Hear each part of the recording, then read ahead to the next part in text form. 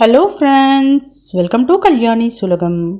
இன்றைக்கி இந்த வீடியோவில் அவசரத்துக்கு கத்திரிக்காய் உருளைக்கிழங்கு போட்டு சூப்பரான ஒரு குழம்பு வைக்க போகிறேங்க. குழம்பு தான் அவசரமாக வைக்கிறோம், பட் இதோட டேஸ்ட்டு ஆணித்தரமாக நாக்கில் ஒட்டிக்கும். அந்த குழம்பை எப்படி செய்யலாம்னு சொல்லிட்டு பார்க்கலாமா?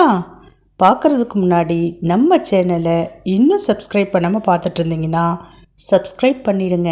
கூடவே பெல் பட்டன் இருக்கும், அதை ப்ரெஸ் பண்ணி அதில் ஆல் ஆப்ஷனை கிளிக் பண்ணிக்கோங்க. மறக்காமல் லைக் அண்ட் ஷேர் பண்ணி நம்ம சேனலுக்கு சப்போர்ட் பண்ணுங்கள்.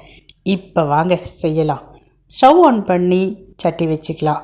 அதில் எண்ணெய் விட்டுக்கலாம், கடுகு பொரிய விட்டுக்கலாம், கூடவே வெந்தயமும் சேர்த்துக்கோங்க.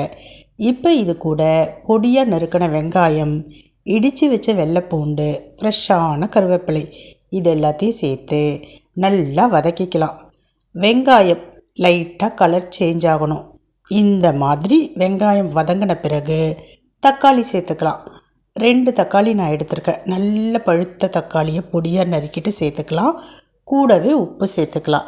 இப்போ எல்லாத்தையும் நல்லா சேர்த்து வதக்கிக்கணுங்க. நல்லா குழையணும். இந்த மாதிரி குழைஞ்ச பிறகு இப்போ கட் பண்ணி வச்சுருக்கிற கத்தரிக்காய் சேர்த்துக்கலாம். நல்லா பிஞ்சாக ஃப்ரெஷ்ஷான கத்தரிக்காவாக சேர்த்துக்கணும். இப்போ கூடவே உருளைக்கிழங்கு சேர்த்துக்கிறேன். நான் பெரிய உருளைக்கிழங்காக பார்த்து 1 சேர்த்துக்கிட்டேன். நீங்கள் எடுக்கிற உருளைக்கிழங்கு சின்னதாக இருந்தால் 2 சேர்த்துக்கங்க. 4 கத்திரிக்காய்னா கண்டிப்பாக 2 சின்ன சைஸ் உருளைக்கிழங்கு. இப்போ நான் செய்கிறத 4 பேர் தாராளமாக ஊற்றிக்கலாம். நல்லா வதக்கிக்கலாம். எண்ணெயிலேயே பொறுமையாக முதல்ல வதக்கிக்கணும்.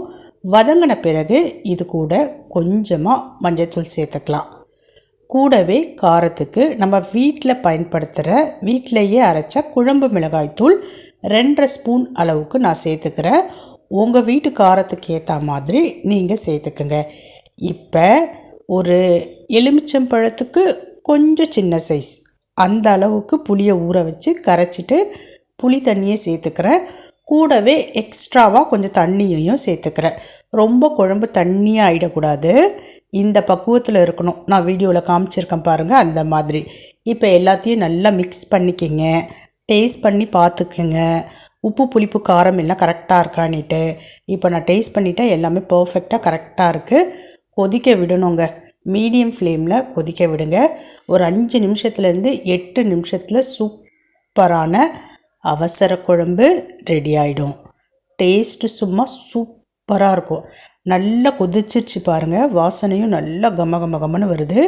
காய் எல்லாமே வெந்தாச்சு. வித்தின் 10 மினிட்ஸில் இந்த குழம்பை வச்சிடலாம். டேஸ்ட்டும் சரிங்க, அவ்வளோ சூப்பராக இருக்கும். அவசரமாக வச்சாலும் டேஸ்ட்டு அவ்வளோ ஆணித்தரமாக உங்கள் நாக்கில் ஊட்டிக்கும். மறுபடியும் செய்வீங்க. அது மட்டும் இல்லாமல் நம்ம மண் சட்டியில் செஞ்சுருக்குறோம், அதனால் ரொம்பவே சூப்பராக இருக்கும். இதை மறுநாள் வச்சு சாப்பிட்றப்ப இன்னமும் சூப்பராக இருக்கும். இப்போ நான் கீழே இறக்கி வச்சுட்டேன், பட் அப்படியே கொதிக்கிற நிலை இருக்குது பாருங்கள். அதுதாங்க மண் சட்டியினுடைய ஸ்பெஷலே. இறக்கி வச்ச பிறகு கொதிச்சுக்கிட்டே இருக்கும். ரொம்பவே ருசியாக இருக்கும். குயிக்காக செஞ்சிடலாம். நிச்சயமாக உங்கள் வீட்டில் எல்லாருக்குமே பிடிக்கும். செஞ்சு பாருங்கள். இப்போ நான் கிளம்புறேன். பாய்.